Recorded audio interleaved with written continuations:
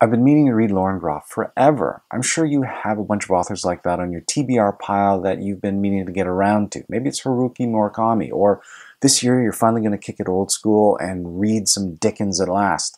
I know for myself, I've yet to read Terry Pratchett, John Irving, or Toni Morrison. Yes, I'm ashamed of myself as well. All of this seems like a long-winded way of justifying jumping on the literary bandwagon that is Fates and Furies. But I swear to you, I've been into Lauren Groff before she was a big deal, and Arcadia has been on my TBR pile like forever. Regardless, Fates and Furies has topped a ton of best-of lists, and next to A Little Life, I don't think there is another work of fiction that has garnered as much praise this year.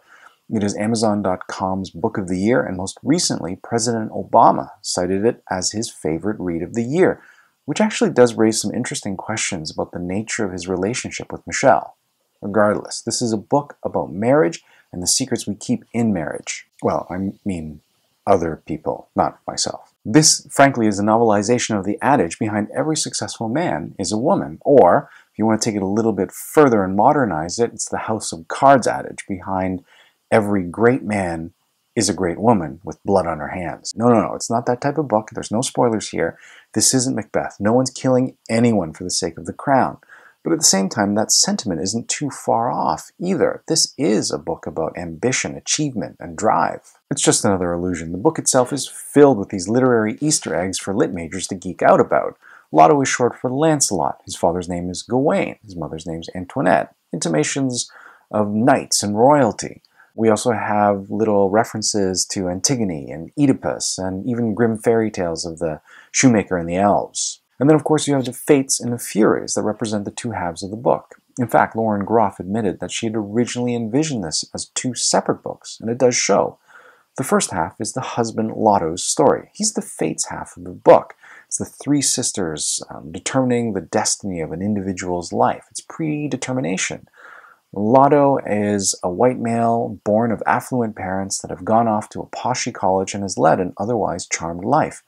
At no point does he not believe that he is destined for greatness and is owed the admiration of all that he meets, and frankly falls into a bit of a funk whenever that doesn't happen. Mathilde occupies the second half of the book, and she's the Furies side.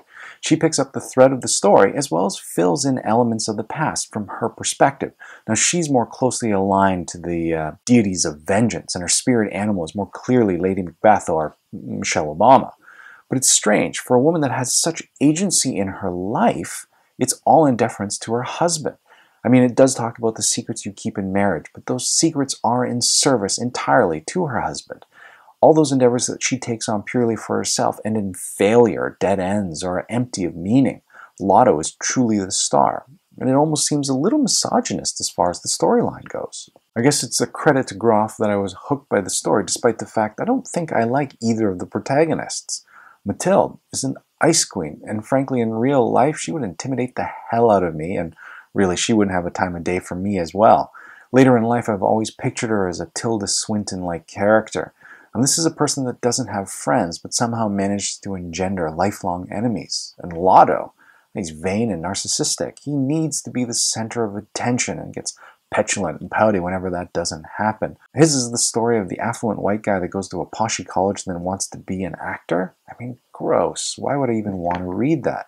But I love the writing. Like All the Light We Cannot See, Lauren Groff hasn't met a metaphor she didn't like, but she avoids the easy and obvious in favor of the angular, and sometimes I found myself stopped by her choice of words. I enjoyed the close third-person narration, which was fun and personal and often led to omniscient asides throughout the story, and she would often leave Lotto to descend on an upstairs tenant or look through the eyes of the neighborhood cat to end a chapter with a light flourish.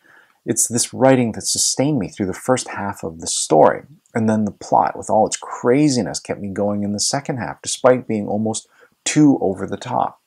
I really did enjoy this book, and I gave it a solid 4 out of 5 stars. It got me thinking that I haven't really read a lot of great books on marriages. I mean, Macbeth doesn't exactly end well for the husband and wife, and Gone Girl isn't a case study on marital bliss. Department of Speculation, which I really liked, is about a loss of self, and then you have Hausfrau, which explores ideas of isolation and infidelity. By far the favorite marriages that I've read about are in a genre I like to call suburban noir, perfected by Leanne Moriarty. There's The Husband's Secret, which was okay, But Big Little Lies I loved, and it's the idea of what's presented to the world is often vastly different than what happens behind the scenes. Anyway, it's a far cry from Fates and Furious, and it's a lot more light than literary. But still, I absolutely enjoyed it. If you hadn't had a chance to read it, you should check it out. Anyway, how about you guys? Is there any other books on marriages that you've read that have done a good job of portraying that union? Let me know in the comments below.